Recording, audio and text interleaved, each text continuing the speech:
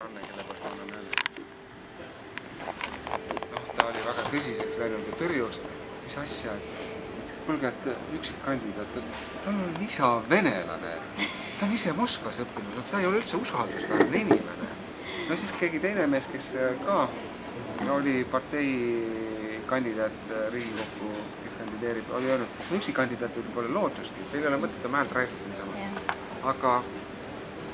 Aga ma ei saa aru, mille pärast on nüüd see probleemiks, et minu isa on venelane. Ma pole kunagi seda varjanud. Ma ei ole ka varjanud seda, et ma olen Moskvas õppinud. Minu arust on väga hea, et mul on laiem silmaring. Aga ma andsin selle, ma selles mõttes, et ma andsin sellele mehele andeks, kuigi ma ei tea, mis ta nimi on. Facebooki ma postitasin selle. Aga ma olen uhke, et mul on isa, kes on tegelikult teadlane. Ja selles mõttes, et kui Vabariigi valimiskomisjon andis sulle tagasisidet, et sa oled kandidaat, järelikult sa oled kõlbulik. See on ju kõige tähtsam. Mida sa Moskvas õppisid? Õigust. Ma läksin politseiajalisena õppima. Ma tahtsin minna sideohvitseriks. Õigusteema on täiesti teema, mida võiks rääkida, et kuidas sina, Marek, suhtus sellesse, et minule tuli väga suure niisuguse märgina, kui ma olin Tallinna Ülikoolis, siis Avarin Tereping ühel eetika väikesel konverentsil tõi välja fakti, et kogu Washington DC-s on rohkem advokaate kui Jaapani riigis. Minu jaoks oli see selline märgiline tähendus, et midagi peab selle meie õigussüsteemiga viga olema, et miks ta peab olema esiteks tasuline, miks ta ei ole tädi Maalile või olla tasuta, miks ta peab olema nii palju vaieldav ja tõlgendatav ja mitte üheselt mõistetav. Ja kättesaadav ta ka ei ole, ma maksin üle 3000 euro lihtsa vaide tegemise eest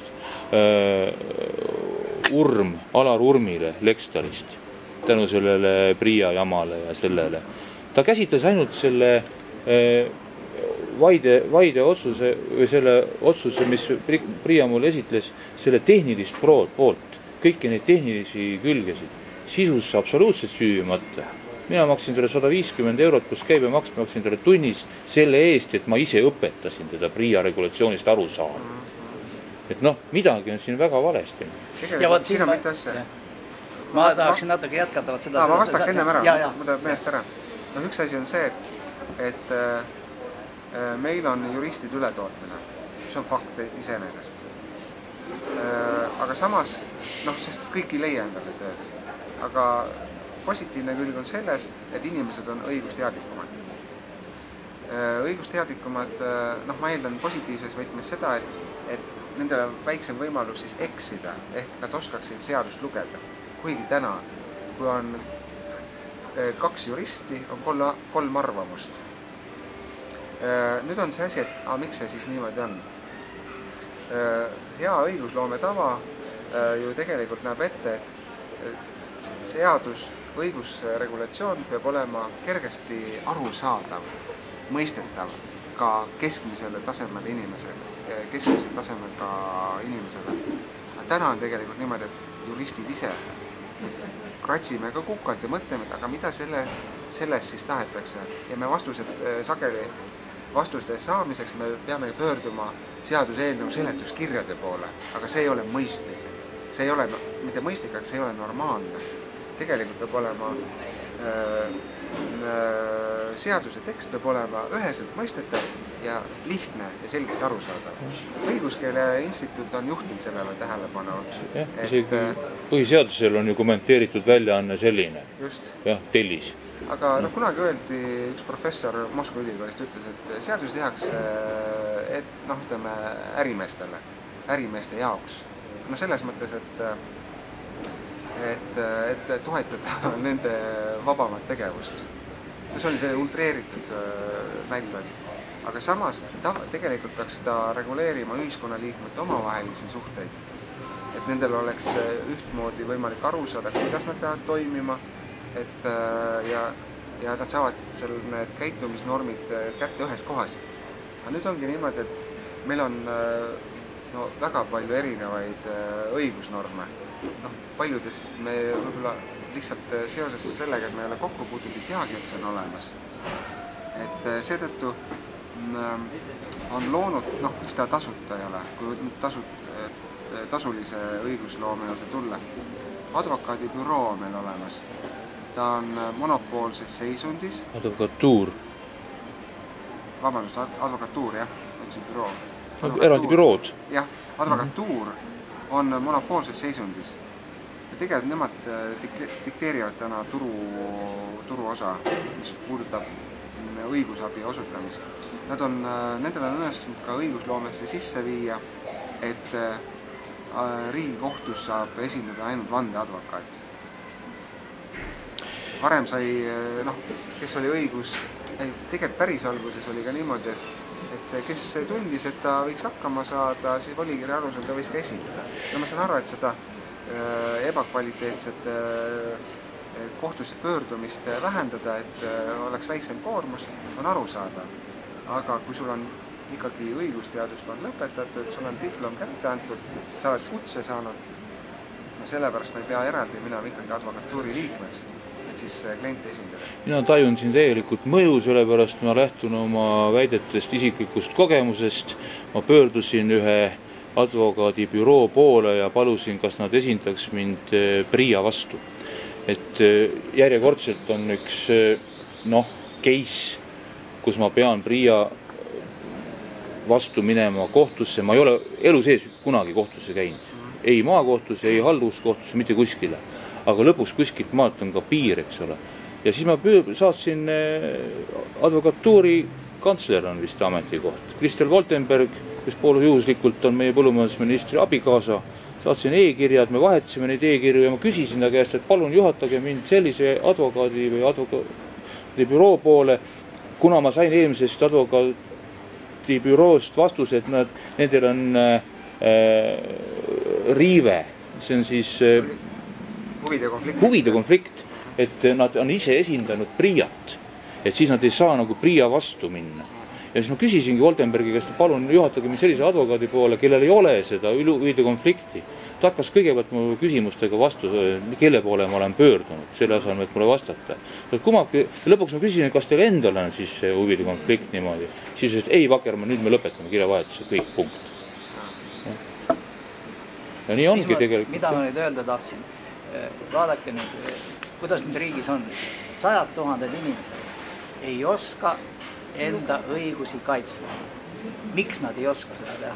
Sellepärast, et neile ei ole õigusteadust. Mitte keegi, mitte kunagi kusagil õpetanud. Ja siin on vastuolu. Võtame nüüd meie riigi karistusseadustiku. Karistusseadustiku näeb ette, et lapsi alates 14 eluaastast võib võtta vastutusele karistusseadustiku alusel. Nii. Aga kes on õpetanud 14-aastasele lapsele vastutustegude eest? Laps ei tea üldse, et kõik inimese tegevus, kas ta on normeeritud siis kriminaalseadustikuga või tsiviilõigusega, on enne meid paika pandud, on juba Rooma ajal paika pandud. Kõik kogu tegevus, võt tõstad raamatu üles, ega see tegevus on paika pandud seaduse järgi. Ja laps ei tea sellest mitte midagi, sellepärast, et nüüd koolides mujal maailmas ka ei õpetata õigusteadust. See ei tähenda veel seda, et see hea on. Õigusteaduse õpetamine algtasemel peaks algama koolis juba 6. klassist ja käima kuni õppimise lõpuni kõrgkoolides, aspiratuurides. Tegelikult on... Õigusteadust peab olema kohustuslik õppeaine. Siis inimene ei pea korteriühistu esimehega hakkama vaidlema veearve pärast advokatuuri kaudu. Seda küll. Tähendab, pigem on probleem just selles, et seaduskeel on väga keeruline keel.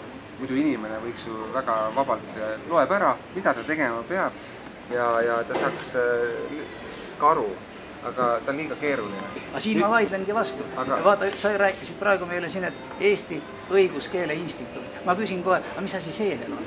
Eestis on paika pandud, Eesti riigikeel on eesti keel. Mis asi see õiguskeel veel on Eesti riigis? No, siin on nüüd see... Ei saa nii öelda, et ma andsin sulle raamatu, eks ole. Siis kohtus pead ütlema, kuule, ma edastasin sulle raamatu. Siis tähendab, kohtunik saab aru, et sa ikka raamatu andsid. Vandetõlgi teema nagu. Ma mõtlesin just seda, et kust kohast või milliselt tasemelt peaks õigusteadust õpetama. Et kindlasti tuleb vaadata perekeskel, et tekivad arusaamised ja selgitused lastele, mis on hea, mis on halb. Et need on esimesed sammud.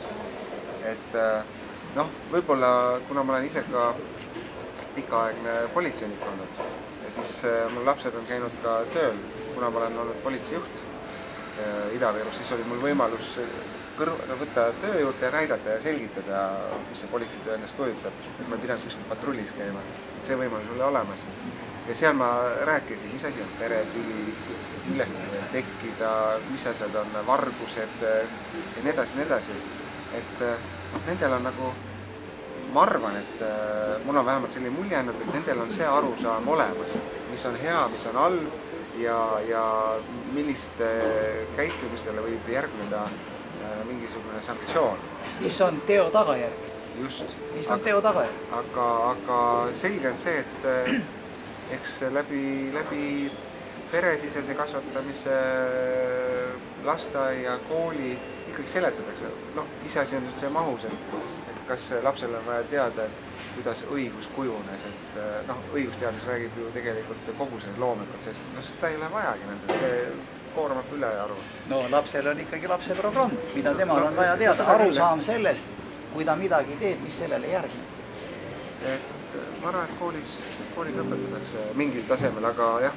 Mina ütlen oma kogemusest 90-ndatel, kui oli siin see maade erastamine ja majade erastamine ja et sama seaduse punkt, millele mina kirjutasin välja, esitasin siis Järva maavalitsusele, sellele ei reageeritud. Aga kui ma läksin Aivar Pilve advokaadibüroosse ja rääkisin selle jutu ära ja nemad tegid sellele seadusele samamoodi viite, selle samale nii-öelda põhimõtteliselt tekstile, siis sellel oli kaalu. See oli 90-ndatel. On. Kas mina esitan selle teksti või esitab keegi advokaat? Täpselt see sama kogemus on mul ka, sellepärast, et mina läksin ühesõnaga ostsin nõudeõiguse, me teame, mis see tähendab, eks ole. Sellega ma sain automaatselt tagastamise protsessi subjektiks, eks ole, aga ma tahtsin nõudeõigusest suuremat osa saada. Olles kuigi palju nüüd siin Lääne ja kes olid, mulle Sulev Lääne lõpetas mulle õigusaluseid ja Haapsalu kolledžis. Ja siis teades seda, et seadustel on hierarhia, on ülesed seadused, omandireformi seadus on ülene seoses põllumajandus- ja maareformi seadusega. Kui omandireformi seaduses on öeldud niimoodi, siis see peab nii olema. Mina tahtsin nõudeõigusest suuremat osa saada. 2008 novembris ma ostsin selle nõudeõiguse, koheselt jagasime ära, et teine pärija peale 15-aastast protsessi sai oma osa kätte. Siis ma viitasin sellele, et see maareformi seaduses viidatud kaasomandisüsteem reguleerib ainult kaasomandit, mitte seda, et ta keelaks selle nõudeõigusest suurema osa saamise. Ja minu juttu ei võetud tõsiselt. Meie oma valla jurist Andres Pitki sõber oli siis Sisekaitseakadeemias jurist, kes saatis Maa-ametile siis selle kirja peale 15-aastast kirjavahetust vist oli selle teiste subjektidega. Ja siis võeti seda asja nagu tõsiselt ja minule siis vormistati kinnistusraamatusse seesama maatükk alles, kas oli siis 13 kuud hiljem kui teistele. Ja antud juhul ongi, et erinevad suhtumised on. Minult nõudis PRIA tagasi toetusraha, mina nimetan seda kompensatsioonirahaks, et meil oleks Lätil toit odavam. Ta ei ole toetusraha, vaid ta on lihtsalt see, et see kompenseerib sinu tehtud tööde kulusid, see selleks. Aga nõudis mu käest tagasi seda, kuna mul ei olnud suusõnalise kokkuleppele kõrvale panna kirjalikku rendilepingut. Nüüd ma ise küsin, eks ole, PRIA käest oma maade kasutuse kohta, millel ei ole ka mitte mingisugust rendilepingut. 2 meest, eks ole, Jaanus Ajaots ja Meerik Rannakivi, kes mind süüdistasid, kurat teab, milles Pealtnägija saates, tegemata töödet, mis olid tehtud, aga mis lihtsalt ei vastanud konkreetsetele mõnedele nüansilikele tingimustele. Ma küsin nende PRIA käest, et palun esitage mulle ka siis nendepoolne õiguslik alus minu maade kasutamise kohta. Nemad ei näe selleks põhjust. Ma esitasin selle Põllumajandusministeeriumisse, kantsler Ants Noot saatis samamoodi vastuse. Nüüd ma pean minema Ants Nooda ja Põllumajandusministeeriumi vastu halduskohtusse, sest et ma lihtsalt ei kannata oma õigusega seda välja. Kusjuures ma olen seda tähele pannud tõesti, et täna veel esineb selliseid olukordi, kus inimene pöördub omavalitsuse poole ja omavalitsus nagu võtab seda väga kergekäeliselt. Kas hea on, kui ta paari lausega vastab sellele pöördumisele või jätab ta üldse vastamata. Ja ma olen paaril juhul olnud niimoodi, et on minu poole pöördutud ja mul on omal kirjablankett oma kaubamärgiga. Ja asi, mis 3 aastat vindus, hakkas koheselt liikuma. Tegemist oli maamõõdistuse probleem, kus... Sul on võlukirjablanketid järelikult. Ma ei ütleks, et võlukirjablanketid, aga... Ametnikud registreeritud... Selge on see, et ametnikud kardavad juriste. See on nagu tsaariaegne mentaliteet, et mida rohkem pitsateid all, seda vingem. Jah, seda rohkem jõudu. Jah, umbes süükne. Et see on toiminud ja siis, kui vahel ka mõni tuttav helistab, et kuule, mida sa soovitad, et ma ei ole sealt vastust saanud. Mõtled, okei, et saada mulle meili peale ja ma saadan oma blanketile. Minu mõttes siin ongi nagu see üks ühisosa, et me tahame ju Eestit paremaks teha, sest kuradi võtaks me ju kõik armastame Eestit. No, ja me ei saa olla lihtsalt niimoodi, et vaatame pealt, mismoodi ebaõiglus õlmitseb. Me peame midagi ette võtma. No ja mis see on siis? Mida sa välja pakud? No see ongi see, et me osaleme selles ja me räägime nendest probleemidest avalikult. See on juba ka üks väike samm edasi. Jah, et kui sa ei oleks kandideerinud, siis sa täna siin ei räägiks, on ju? No täpselt, et vähemalt saadakse teadlikult, et ma vastutan iga oma sõna eest lõpuks. Jah, täna me saame öelda, et üksikkandidaat tegelikult vastutabki ise. Tal ei ole kellegi. Just nagu FIE kogu varaga. Jah, just nimelt. See tähendab seda, et mul ei ole kellegile oma vastutust veeretada. Ja ütlesi oma väljaütlemisega ma ka kedagi teist ei määri ega riiva. See on minu arvamus. Just, minu isiklik arvamus. Just. Et kui me räägime parteiliikme puhul, ta võib olla väga tore inimene, tal on ka isiklik arvamus olemas, aga ta lihtsalt ei või seda välja öelda. Ta tahab kuuluda nende hulka ja kui sa tahad kuuluda nende hulka, siis sa pead täitma neid samu nende sisemiselt kokkulepitud reegleid, mis tõenäoliselt mõningatel puhkudel ei lähe kokku võtla hea tavaga kogukonna liikmetega suhtlemisel. Ja seetõttu ongi need kogukonna ootused on hoopis ühed, aga partei poliitilised suundumised ja veendumised hoopis teistsugused. Täpselt õige ja nüüd on niimoodi, et kui sa küsid selle liikme käest, et kuule, et see asi nüüd, see partei võttis ju nüüd selle valesti vastu, et selle seadus, eks ole, siis ta ütleb selle niimoodi, tead, aga mina tahtsin teisiti tahtsin, palju teisiti tahtsin, aga võt need teised, just kõik hääletasid vastu. Aga tegelikult on niimoodi, on kõik asi paika pandud. Kodanikuühiskonna koolitusel ma vestlesin mittetulundusühingute sihtasutuste liidu, no kes ta nüüd ameti poolest on, iganes Urmo Kübaraga ja küsisin, et kui palju on Eestis mittetulundusühinguid. Ma mäletan, see suurusjärk oli 450 või 60 000, aga valdavalt on nad 2-3 liikmelised, mis tähendab seda, et kui mina tahan, et minu hääl justkui jutumärkides organisatsioonina oleks nagu tugevama kaaluga, siis ma kutsun, eks ole, sind oma mittetulundusühingusse, siis on meil mittetulundusühing, see on nagu mingisugune, ma ei tea, müstifitseeritud arvamus, justkui grupi arvamus, aga tegelikult ta päädib ikkagi sellega, et on näiteks sinu või minu enda mõte. MTÜs võib olla 2 inimest. Just nimelt, ja siis on organisatsioon. Väärt, see ei ole. Mõte on midagi muud kui lihtsalt mingisugune grupp.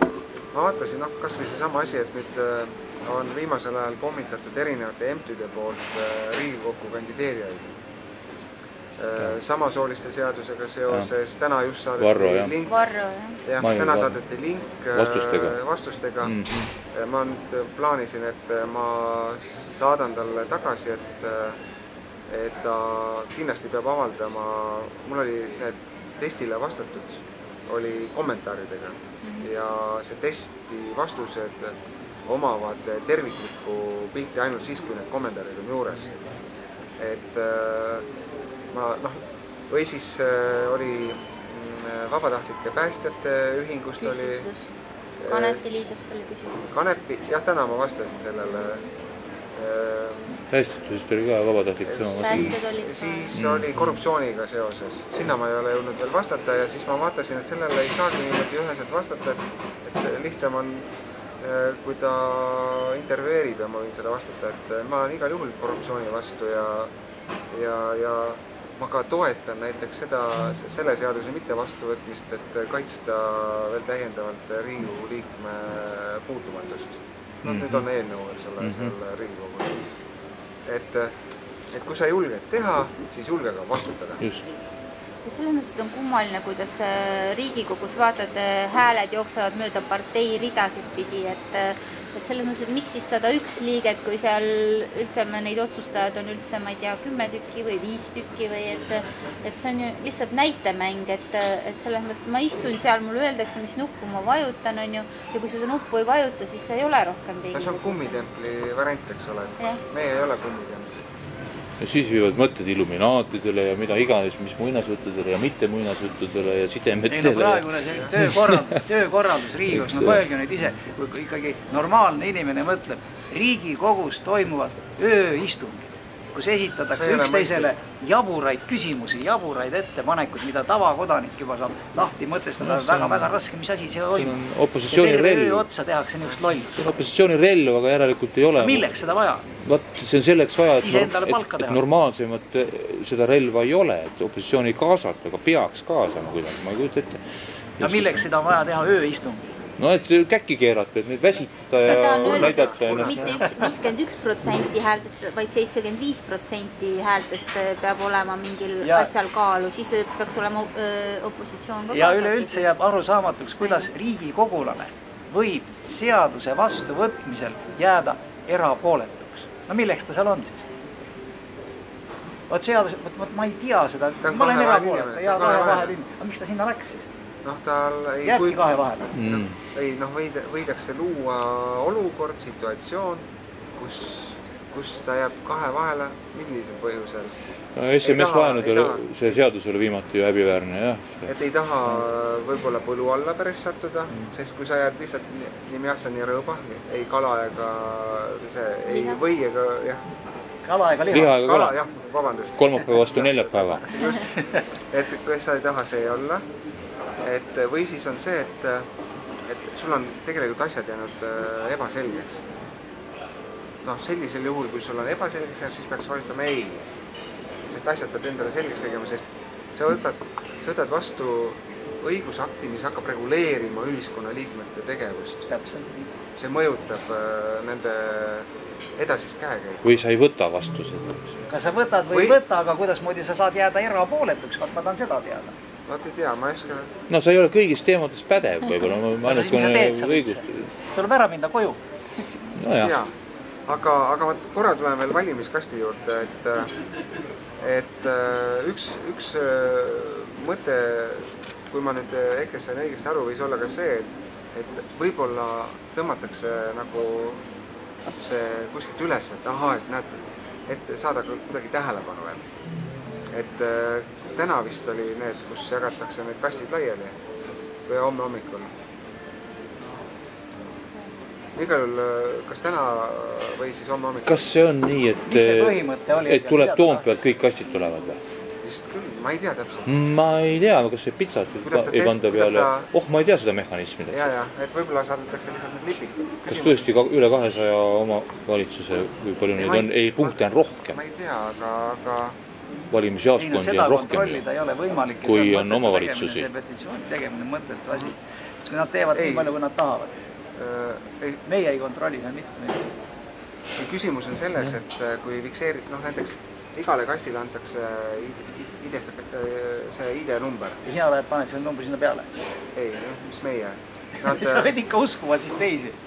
No mina niikuinii usun. Küsimus on selles, et kas me selle peal hakkame oma auru kulutama. Me võime tähelepanu juhtida sellele, aga sisemas me ju tahame oma riiki usaldada. See on ju selles, et kõik valimised, need protseduurid on ju kõik kirja pandud Euroopa Liidu valimised. Ei, küsimus ei ole regulatsioonis. Et teha teema pärast ei ole ka väga mõtet. parem keskenduda olulisematele asjadele. Aga ma küsiks Marek su käest hoopis seda, kas sina oled täheldanud nagu niisugust erinevust ja suunda siis kontinentaal-Euroopa ja Anglo-Ameerika õigussüsteemide vahel, kui Anglo-Ameerika on niisugune juhtumikeskne ja vandekohtute keskne, siis siiski see kontinentaal-Euroopa, eks ole, Saksa süsteem on niisugune kirja pandud seaduse keskne. Et kas ei ole kas me oleme Mandri-Euroopa süsteemis, et kas ei ole nagu niisugune väike lähenemine sellele anglo-ameerikalikule pretsedendi põhisele, jah? Tegelikult väike maik on sellel juures küll. Minu meelest küll on juures ja ma olen harjunud selle kirja pandud seadusega. Kui me räägime tegelikult, millest see välja tuleb, see tuleb sellest, et kui meil on midagi jäänud reguleerimata, siis on meil Riigikohus, kes tegelikult siis loob pretsedendi ja seda hakatakse hilisemalt rakendama. Kui hakatakse? No üldjuhul hakatakse omavalitsuste kohustused ja nende rahaline tagastamine, palun väga. Siin tuleneb nüüd sellest, et ma arvan, on küsimus hoopis haldusorgani haldussuutlikkuses. No jah, aga siis ei saa ka Riigikohus seda niimoodi võtta, kui rakenduslikku poolt ei ole. Mis see selleks? Noh, siin on just see, et ju on jäänud see mehhanism võib-olla täielikult otsast lõpuni läbi töötamata ja on võetud poolikult seda asja vastu. Meedia igatseb kogu aeg lubadusi. Mina ütlen, kas me ühe lubaduse... Mida te lubate? Vaat nüüd paneme kirja ja raiume kivisse, et siis me saame, ma ei tea, 4 või 100 aasta pärast öelda, et nad sa lubasid, aga sa ei teinud seda. Et mida me lubame, kas me lubaksime oma valitsustele nüüd eraldada see mikroosakene koht tulumaksust, mis neil võeti ära. Millal see võeti ära? 2009? Siis kui Masu hakkas või võeti varem ära? See mingisugune 11, sa tead, mina ei tea peaks seda, aga põhimõtteliselt ju, mis saaks selle vastu olla? Mina luban seda, et ma teen kõik selleks, et haldussuutlikkus suureneks kohalikel omavalitsustel. Ehk tuleb see haldusreform ära teha. Minu poliitiku töö on strateegia, mitte taktika. Teine asi, mida ma tahan ellu viia, on see, et riigi poolt eraldatud rahad oleksid ära määratletud konkreetsete valdkondade kaupa, et siis näidata ära, kui palju ühe või teise tegevuseks on ette nähtud. Mille pärast see vajadus on? Vajadus on see, et praegult on kuidagi umbmääraselt ära määratletud, et võt, nii palju raha saad ja siis kuluta nii, nagu sa oskad, eks ole. Ja siis ongi, et ma toon turvalisuse koha pealt selle näite. Et kohalikul omavalitsusel on kohustus ka tegelikult turvalisusega tegeleda. Noh, on see riikliku järelevalve ülesannete täitmine, äärmisel juhul ka kohtuvälise menetluse läbiviimine. See on üpris kulukas tegevus kohalikul omavalitsusel. Tal ei ole, täna nad ütlevad, tal ei ole sellist ressurssi. Kui rääkida ministeeriumitega, jah, meil on antud nendele see summa, las nad ise vaatavad ja otsustavad, kuidas nad seda siis jagavad. Et tegelikult kohalikul omavalitsusel ma võiksin ülgistades väita, et ega nad ei tunneta seda, et mille jaoks konkreetselt üks või teine see summa, kuhu see peaks minema. Ta võtab iseenda jaoks need prioriteedid.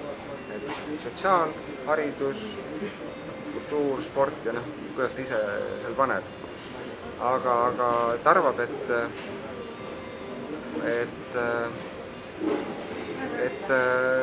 sellest talle justkui piisab. No, hea näide on see, kus Riigikohus ju arutas Tallinna linnavalitsuse kaebust, mis puudutas riiklike ülesannete määratlemist. Et seda ei ole üheselt nagu ära öeldud, et see ülesanne on riiklik ülesanne ja sellest peaks riik nägema eraldi omavalitsusele raha ette, et kui ta neid ülesandeid täidab, siis ta ka finantseerib seda. Et Siseministeerium sai selle ülesandeks, no minu arust on juba 2015 on juba 4 aastat on sellest juba möödas, pole ikka veel ära määratletud üheselt, et millised on need riiklikud ülesanded, mis on seadusega pandud kohalikule omavalitsusele ja sellest me näeme nüüd eraldi raha ette. Rääksin keerulised, jah? No iseenesest mitte, aga siin on jälle... Mareks on keerulised. Edgari kõrva. mina ilmselt kuskil 5-6 minuti pärast pean hakkama ära minema. Mida mis nüüd oleks ühist? Ma hea meelega kuulaks, kas Ennul ja Elil on ka midagi, mida nad lubavad. Mida nüüd mõelda? Kuidas nüüd siis riigis olukord nüüd kiirelt ja korralikult muutuks nüüd selliseks, et need, kes ära läksid, hakkaksid tagasi tulema? Vaata, kui nüüd teha neid seadusi, muudatusi, teha muudatuse ettepanekuid, eelnõusid, see on nagu kosmeetika nende seaduste kallal. Mina pakuksin välja, et riigis peaks tegema uued reformid. Ja vaat nende uute reformide esimene ülesanne on teha vigade parandus selles samas esimeses omandireformi aluste seaduses, millest sina, Jaak, rääkisid, mis on vigu täis otsast otsani ja millest tulenevates seadustes, sellest omandireformi aluste seadusest tulenevad paljud seadused, nii nagu see eluruumide erastamise seadus, mille kaudu riik tahtlikult tekitas 100 000 inimest, kes visati kodudest välja, kellele ei antud enda eluruumide ostu eesõigusega erastamise õigust, mis sisuliselt on varaline õigus. Ja varaline õigus juura kaudu kuulub vara hulka. Varalisest õigusest ilma jäämine tähendab vara vähenemist.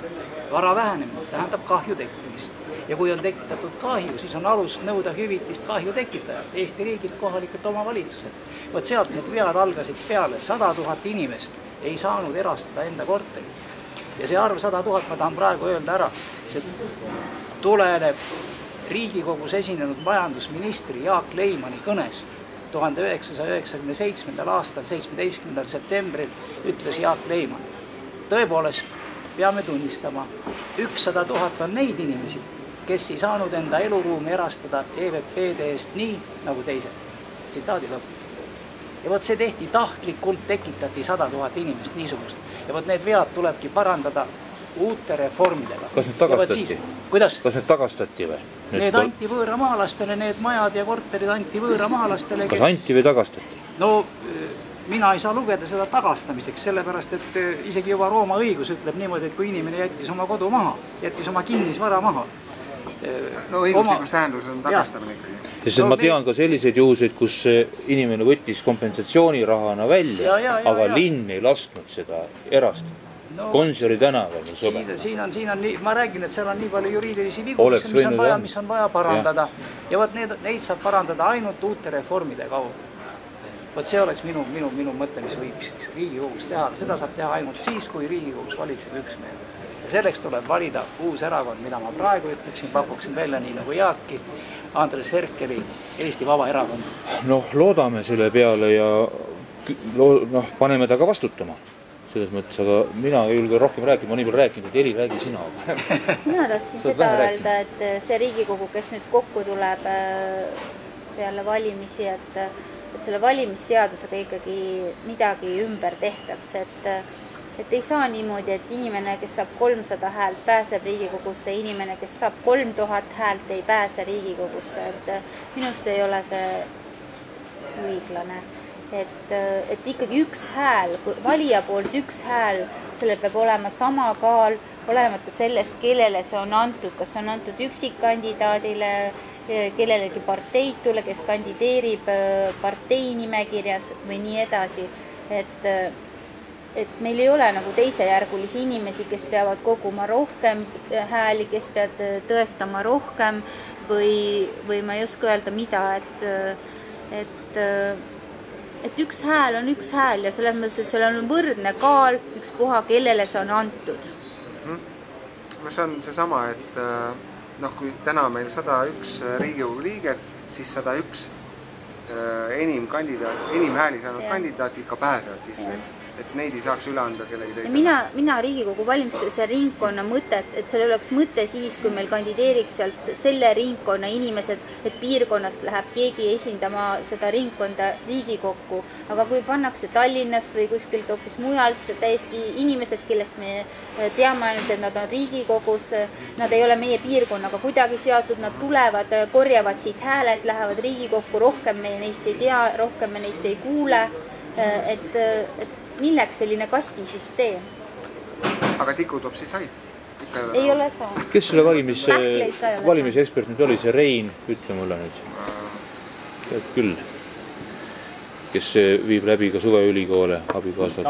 Taagepera, just, et peab Taagepera poole jälle pöörduma ja rääkima, et tehku natuke paremaks asi. Aga kas... Nakutame korraks veel Marek, koosoleku juhatajana. Võta palun korraks kokku see, et... Kas me petitsiooni teeme või? Ei, mis on need asjad, mis seal lühikese ajaga veel teha saab või vaja teha ja mis see tulevik on ja veel nüüd Marek ütleb, et kas sa suudad veel korraks, mis saab 1. märtsil?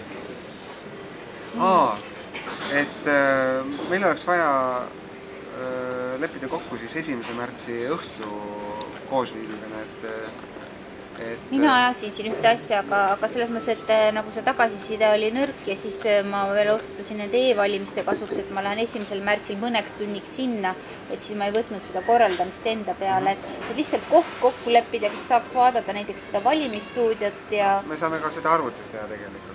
Ja niikuinii. Aga mingi koht oleks ju tore, et kus sa saad võtta mingi näiteks kohvi või tee või... Mina läheksin sinna, kus Eesti Vabaerakond on, aga see koht on veel teadmata. Tallinnas, kui sa saad seda teada, siis sa oleksidki seal, jah? No aga põhimõtteliselt meid on nii palju vähe, et ma arvan, et meid ei visata sealt välja, kui me ise tahame sinna minna. Ei, ma mõtlesin ka, et kui me... selles mõttes. Või ikka kuidas kellegi huvi. Meil oli see mõte oli see, et üksikkandidaadid võtad oma kaasa või mõne sõbra, eks ole, või sõbranna ja istume ja siis ka jälgime, ajame elavat juttu. Ja samamoodi nagu parteid saavad kokku ja ma arvan seda, et me võime ka selle kuskile pressika saata, et üksikkandidaadid jälgivad oma valimisi sellises kohas. Eesti demokraatia huvides igal juhul. Et aga ütleme, kui sina ka ei tule, ma Eket nüüd ei tea, Eke võib-olla ikka ei tea ka. Ma ka ei tea, mis. Mina olen nagu planeerinud ja ma rääkisin kaasaga ka, et selline koosviimine tuleb. Ainult koht on vaja määrata.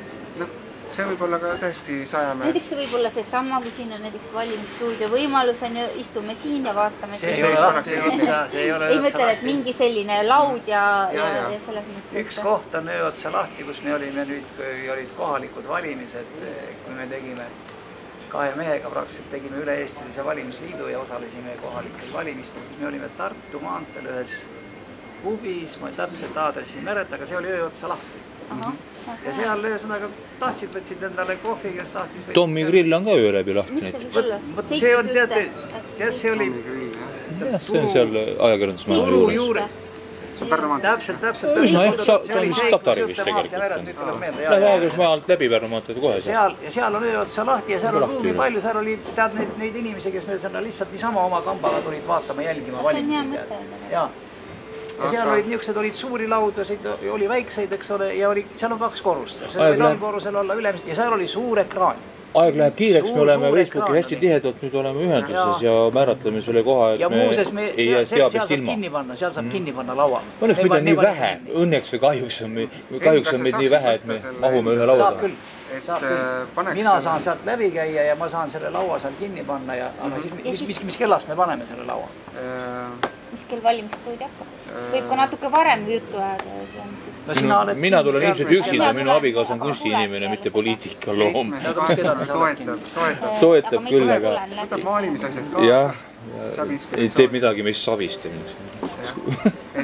7-8... Ma ei tea selles mõttes, et minu järgi ei saa planeerida, et ma lähen seda e-valimist vaatlema, et ma tulen ikka läbi selles mõttes. Tahes vastutada, mina lubadusi ei jaga praegu. Tähendab, mina olen nüüd Tallinna rahvas, minul on ükskõik mis kellaaega, vaat sina tuled kaugelt, eks ole, kuidas sulle sobib? Ei, mina tulen juba Tallinnasse tõenäoliselt... Aga sa oled juba enne Tallinna? Ja. No Jaak, sa oled ligidal. Oota, mõtled ka 2015, mitte 2019 aastat, eks ole? Selle aasta ikka. Jaa, see. 2015. Seda ikka mõtlete. No sina ei ole ka nii kaugelt Tallinnast, et sa või... 50 kilomeetrit. Aga teeme siis niimoodi, et enne... Mis kellast ma panen?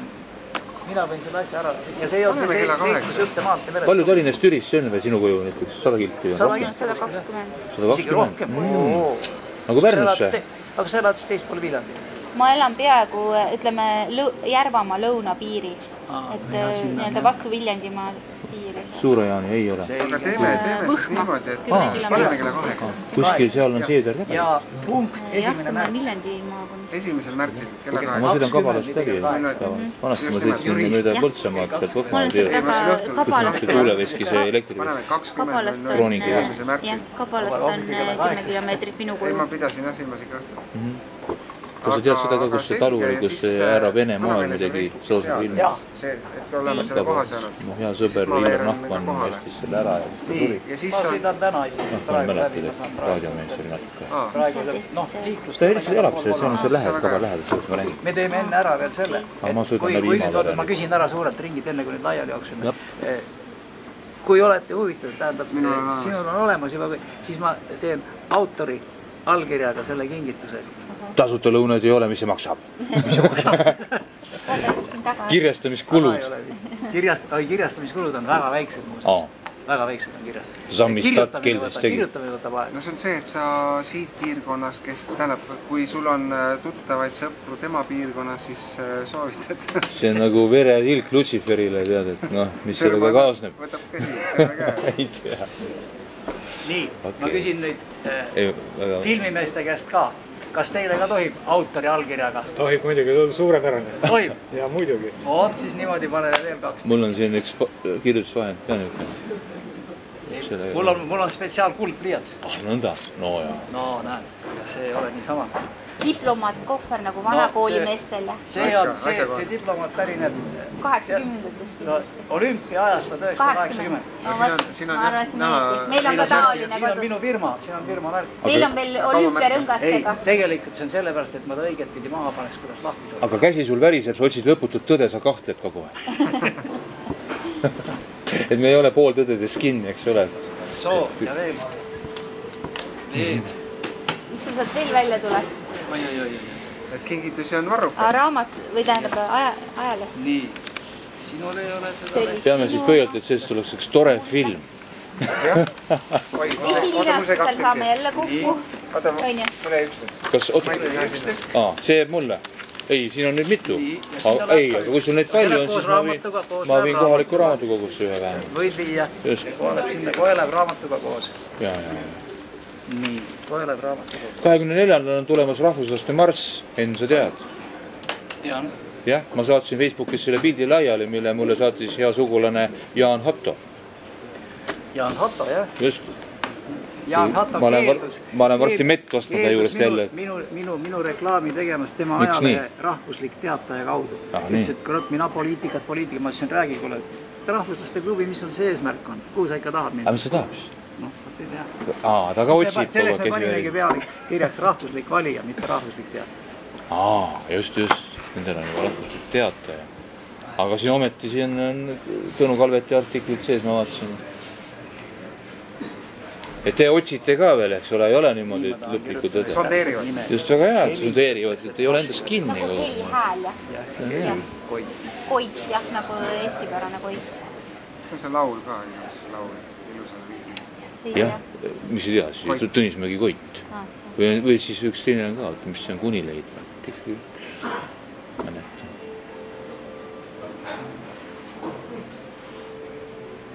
On Koit. Tänane kuupäev. 18 pool. 13. Riigikogu koosseisu kandidaadid. Kuidas oli? Hääletada kuidagi.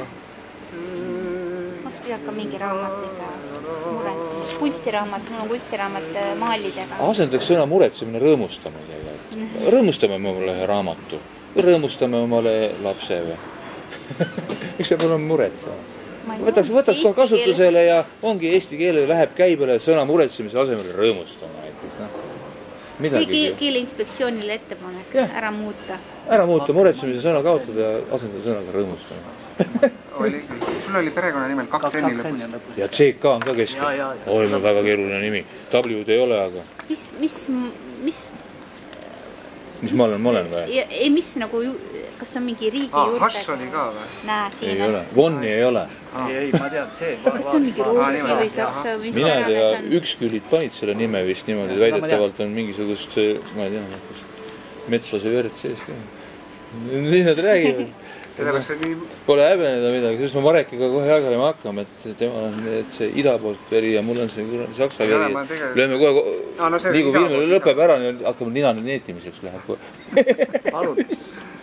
Aitäh, Enn. Mõtlesin hea mõte, järgmisteks valimisteks igaüks laseb välja oma raamat. Jah, see on küll hea mõte. Nii, kui see kaart täis ka nüüd rohkem. Ai, huvides ei saa. Mis aasta mees sa Meelis oled muidu? 72. Oh pagan küll, sa paistad nii vana välja. Ma olen 63 välja lase ja mõtlesin, et me oleme ühe vanused. Elu ei ole mind hellitanud, võib-olla raske lapsed veel. Aga sul on tugev elukogemus, paistab silmadest. Seda ma ise ei ole vist väga kindel selles, aga no kui sa seda kõrvalt näed, siis ma ei saa ju heitada ka. Tahtsin ühe pildi teist ka teha vist kogu. Marek, mis aasta mees sina olidki? 73. Veel noorem mees. Ja Heli on veel noorem. Arvad või? Mõtjaki. No paku. 75. sündinud. 76. No näed, eksisin nii. Anna andeks. Marek vist veel 1 aasta, 3 aastat noorem. Ja mina 63. Helitehnik. Marek 3 aastat noorem. Jaanis Valk. Johannes Valgu poeg. Heinz Valgu. Mul on ka... Ükskord me oleme Jaanused nii kui nii.